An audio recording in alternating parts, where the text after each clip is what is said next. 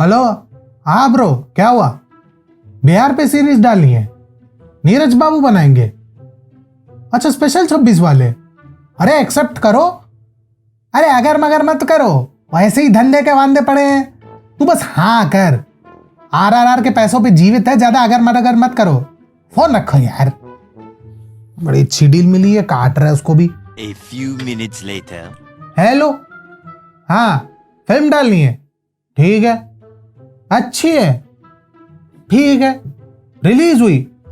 नहीं, सीधा ही करोगे?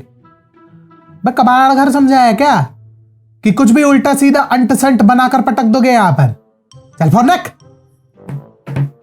पता नहीं कहां से आ जाते हैं। ये केवल एक संवाद नहीं, आज की जीती जागती सत्यता है जो बॉलीवुड की ही देन है। नमस्कार, स्वागत है आपका TFI पर, जो है देश का सबसे विश्वसनीय अल्टरनेट न्यूज मीडिया पोर्टल। और मैं अनिमेश पांडे आपको परिचित कराऊंगा OTT प्लेटफॉर्म्स के एक नए कदम से, जो बॉलीवुड के वर्तमान निर्माताओं के लिए न केवल घातक होगा, अपितु उन्हीं के कर कलमों की देन है। इससे पूर्व कि हम आगे बढ़े, यदि आपको हमारे विचार पसंद आते हैं तो आप हमारे वीडियो को लाइक कर सकते हैं एवं आप हमारे चैनल को अवश्य सब्सक्राइब करें और हमारे फेसबुक पेज को भी फॉलो करें। तो अविलंब आरंभ करते हैं। हाल ही में OTT के खिलाड़ियों ने एक तगड़ा झटका देते हुए फिल्म निर्माताओं को स्पष्ट रूप से डायरेक्ट टू डिजिटल रिलीज कराने की अवधि बढ़ाने से मना कर दिया है। बॉलीवुड हंगामा की रिपोर्ट के अनुसार पिछले शुक्रवार यानी 14 अक्टूबर से लगभग 10 से अधिक हिंदी फिल्में प्रदर्शित हो चुकी है, परंतु अगर डॉक्टर जी को छोड़ दे तो कई तो अनेक स्क्रीनिंग के बाद भी दहाई का आंकड़ा भी नहीं पार कर पाई हैं। अनेकों दर्शकों ने इन फिल्मों को स्किप करना ही श्रेयस्कर समझा, क्योंकि उनके लिए ये OTT के योग्य है, और वास्तव में होते भी तो फिर निर्माता इन्हें सिल्वर स्क्रीन तक खींचने का कष्ट क्यों उठा रहे हैं? ऐसा इसलिए क्योंकि सभी फिल्में ऑनलाइन रिलीज करने की जो प्रथा 2020 से चली आ रही थी वह 2022 में बदल चुकी है, जिसके दुष्परिणाम केवल और केवल निर्माताओं को भुगतना पड़ा है। यानी दूसरे शब्दों में 2023 से पहले थिएटर में प्रदर्शन, फिर OTT का देखेंगे। परंतु ये प्रथा प्रारंभ कैसे हुई, किस भारतीय फिल्म से प्रथम प्रारंभ हुआ, ये कह पाना तनिक कठिन है, परंतु ये रीति कहीं ना कहीं 2018 से ही प्रारंभ हुई थी, जब RSVP पिक्चर्स ने लस्ट स्टोरीज को प्रत्यक्ष रूप से OTT पर बेचा। 4 शॉर्ट स्टोरीज को मिलाकर बनी इस फिल्म को मिश्रित प्रतिक्रिया मिली, परंतु क्रिटिक्स की कथित सकारात्मक प्रतिक्रिया के आधार पर बॉलीवुड ने सोचा क्यों ना OTT पे हाथ साफ किए जाए, और आ गई ड्राइव। बॉलीवुड की वास्तविक सोच को उजागर करते हुए बॉलीवुड हंगामा की इसी रिपोर्ट में आगे बताया गया है, महामारी से पूर्व किसी भी फिल्म को प्रत्यक्ष रूप से OTT पर प्रदर्शित करने की रीति प्रथमतया करण जौहर द्वारा निर्मित एवं सुशांत सिंह राजपूत और जैकलीन स्टारर ड्राइव थी, जो नेटफ्लिक्स पर 1 नवंबर 2019 को प्रदर्शित हुई, और इसे सभी ने जमकर धोया। कोई नौसिखिया भी बता सकता था कि अगर फिल्म डायरेक्टली डिजिटल प्लेटफॉर्म पर प्रदर्शित हो रही है तो इसका अर्थ है कि उत्पाद उत्कृष्ट तो अवश्य नहीं होगा। स्थिति तो यह हो गई कि कई कलाकार तो इस फिल्म के प्रदर्शन के बाद OTT पर प्रदर्शन के विरुद्ध मोर्चा खोलने को तैयार हो गए, और उन्होंने अपने क्लॉज में डायरेक्ट टू डिजिटल रिलीज के विरुद्ध भी मोर्चा निकालना प्रारंभ कर दिया। परंतु फिर आया कोविड-19 और गई भैंस पानी में। ना चाहते हुए भी इन्हें यही मार्ग अपनाना पड़ा, और यही मिला बॉलीवुड को एक अवसर। जो कुछ भी हो, जैसा भी हो, परोस दो, चाहे जनता को पसंद आए या नहीं। कुछ समय पूर्व अक्षय कुमार की एक फिल्म आई थी, लक्ष्मी। यह film Tamil horror comedy Kanchana पर आधारित थी, जिसे स्वयं उक्त फिल्म के निर्देशक राघव लॉरेंस ने निर्देशित किया था और उसमें मुख्य भूमिका निभाई थी। हैरानी की बात तो यह है कि लक्ष्मी में मूल फिल्म से ठीक उलट न केवल सनातन धर्म का अपमान किया गया, अपितु इस फिल्म में जानबूझकर उन सभी बिंदुओं का प्रयोग किया गया जिससे सनातन धर्म की सहिष्णुता पर प्रश्न चिन्ह लगाया जा सके। अर्थात मूल फिल्म की भावना के साथ अक्षय कुमार और फिल्म के लेखक फराद सामजी ने जबरदस्त खिलवाड़ किया।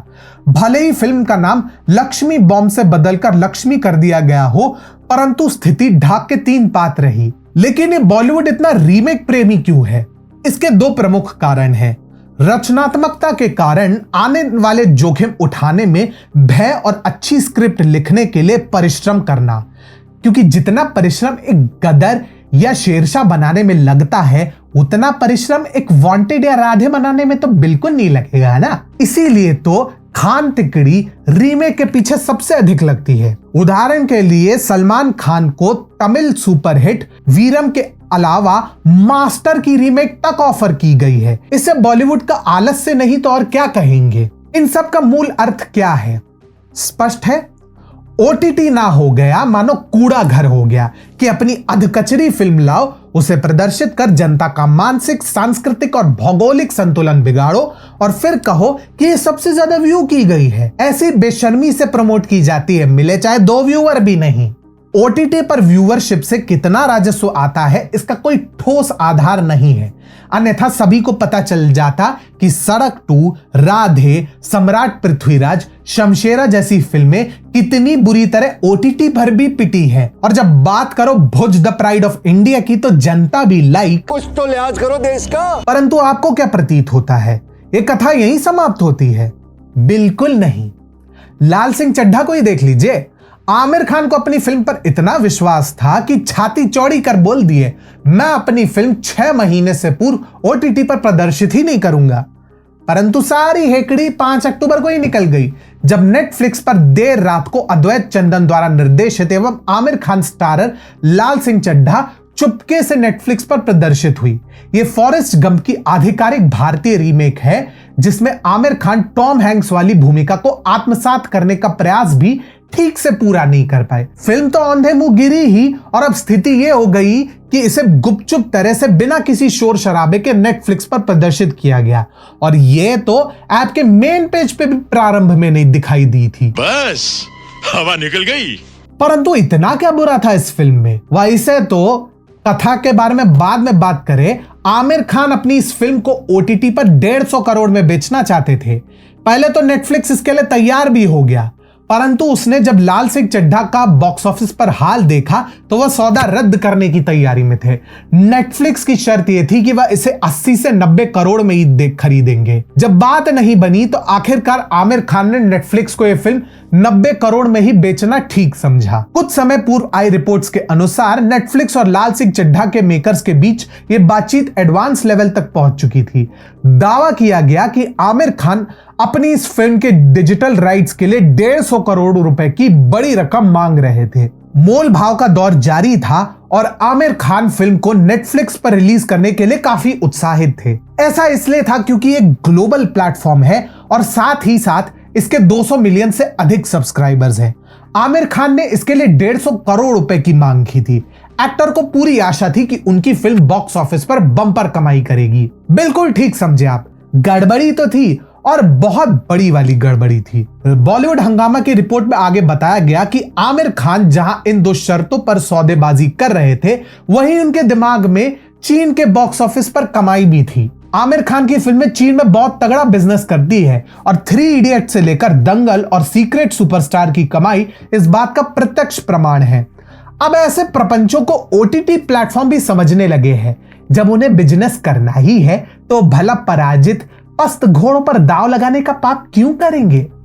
ऐसे में इतना तो स्पष्ट है कि ओटीटी का एक ही ध्येय है, व्यापार हो तो अपने हिसाब से। कृपया अपना कूड़ा कहीं और फेंके। नमस्कार।